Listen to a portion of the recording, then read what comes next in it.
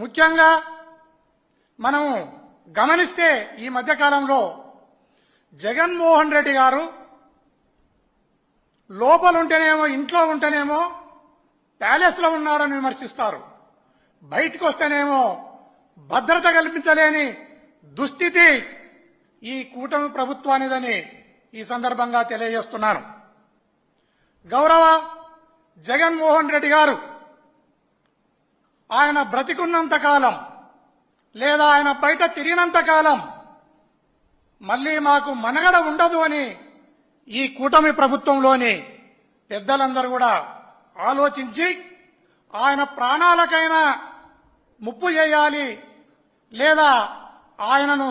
జైల్లోనన్నా పెట్టాలి, అప్పుడు మాత్రమే మన మనుగడ